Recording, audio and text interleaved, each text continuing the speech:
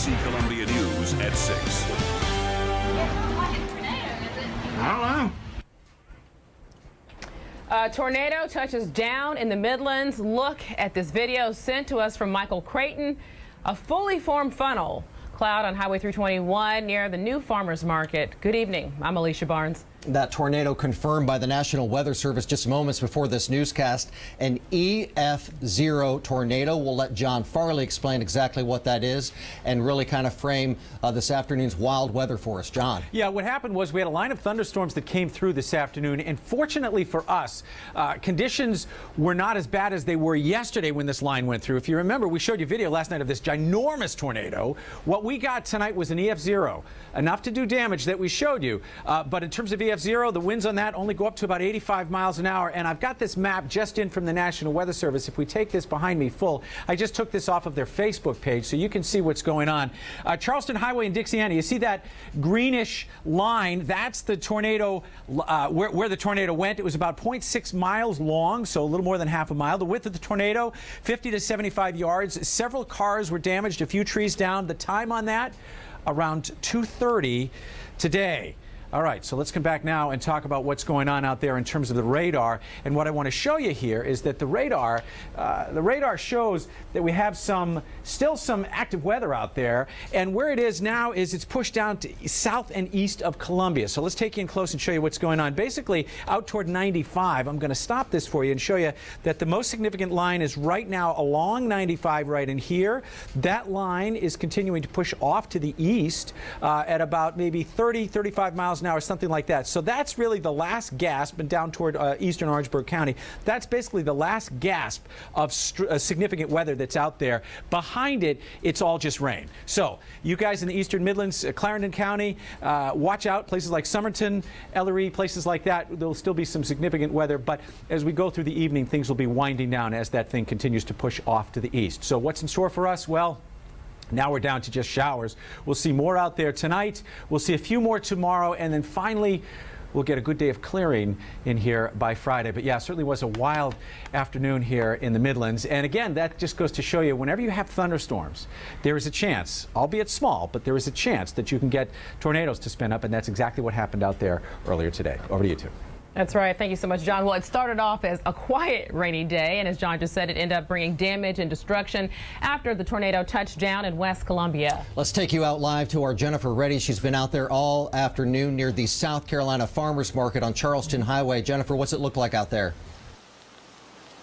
Well, Ben and Alicia, we are about a half mile away from the farmers market right off Dixiana and Charleston Highway, where you guys just mentioned that tornado touched down earlier today. Now, if you look behind me, evidence of that, this massive tree is one of the many signs of damage in this area. You can see just how powerful this storm was by the size of this tree and the split down there at the end.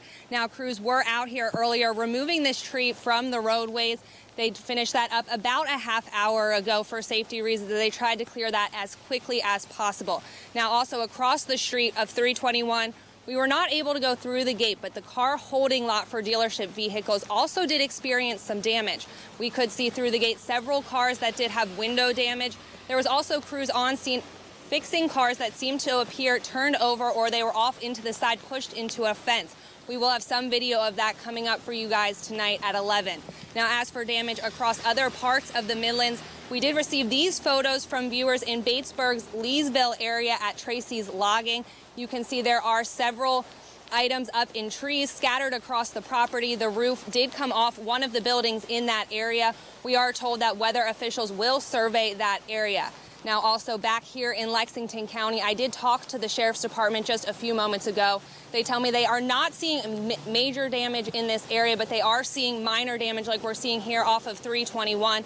As for injuries, at this time, they say there are no weather-related injuries that they know of. That's all we have here from West Columbia right now. We will have updates for you throughout the night.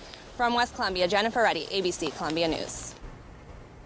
All right, Jennifer, thanks again. If you are just joining us, it is confirmed by the National Weather Service an EF0 tornado did touch down at the intersection of Dixiana Road and Charleston Highway. That's winds up to 85 miles an hour. Yes, and if you're just joining us right now, just to confirm exactly what Jennifer Reddy just said, there have been no reports of any injuries, but several trees were down and cars were damaged. You saw the trees almost just toppling over and just how they were just almost sliced. That you could just be able to see that video from Jennifer's story. Well, all afternoon we have received pictures and videos from viewers just like you showing us the damage left by today's tornado. Of course, we want you to be safe, but also you are our eyes and ears on the ground, and we did receive a lot of pictures and video from you. Here's a look. This was sent to us. This was shot by Nick Johnson. How would you like to walk out of work and see that? Look at those trees where it seems that winds just kind of cut right through that line of trees there.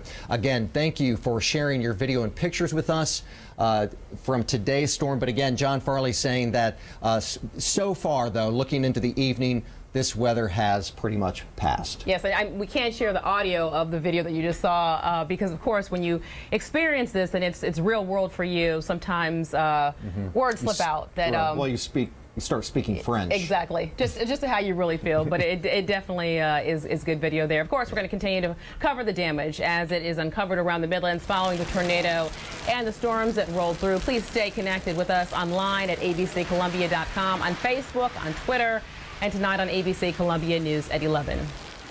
And keep it right here, John Farley, with an extended look at your forecast into the evening here in just a moment. A man wanted in connection with a sexual assault near USC's campus has turned himself in. Columbia police say Carlos Hernandez surrendered this morning. Investigators say the assault took place on Barnwell Street just after 3 in the morning on Saturday.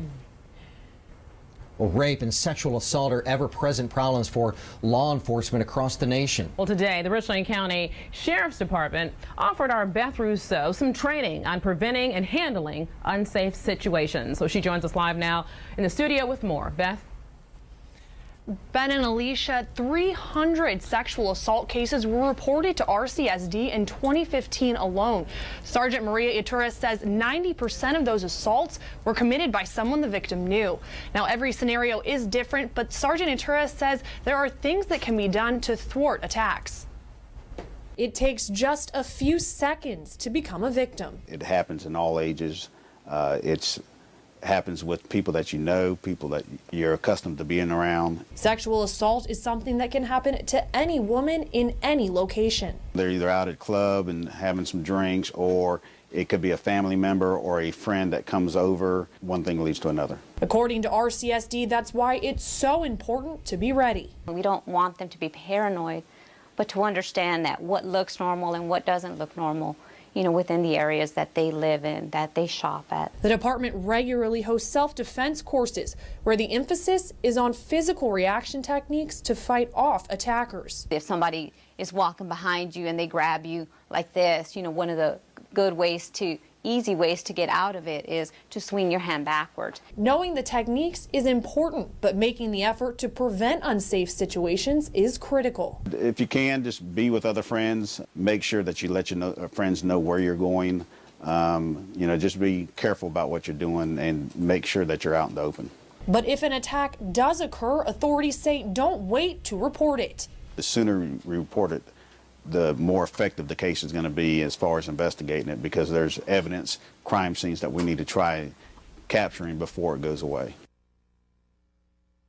RCSD says it really is all too often that these cases go unreported, so they're urging any victims to report any incidences as soon as possible. The Sheriff's Department will actually be holding a 4-hour self-defense class for women this Saturday. We'll have the link to register and all the information you need to know on our website, abccolumbia.com. Live in the newsroom, Beth Rousseau, ABC Columbia News. All right, thank you so much, Beth. A Kershaw County Elementary School was placed on modified lockdown this morning as deputies search for a burglary suspect. Sheriff Jim Matthews says throughout the evening and early this morning, Jeremy Woodall broke into several locations, including Bethune Elementary, where he stole a safe. Well, just moments ago, President Bill Clinton started to make his case in Columbia for why you should vote for his wife, Hillary Clinton, later this month. The rally started just at the top of the hour at 6 p.m. in the John Hurst Gymnatorium at Allen University. Before the event, Clinton was at the State House meeting with Democratic members of the General Assembly. Watch ABC Columbia News at 11 to hear what the president had to say. Staying with politics tonight, two candidates are bowing out of the race for the Republican nomination. Well, this morning, Kentucky Senator Rand Paul announced that he would suspend his campaign and focus on his re-election bid. Later in the afternoon, former Pennsylvania Senator Rick Santorum followed suit and announced that he would leave the race as well. Well, up next, it's risque business. It looks like the city may have the last say when it comes to a controversial store on Devine Street. Plus, a national hardware chain looking to help you build your career. We'll tell you who's hiring when we come back.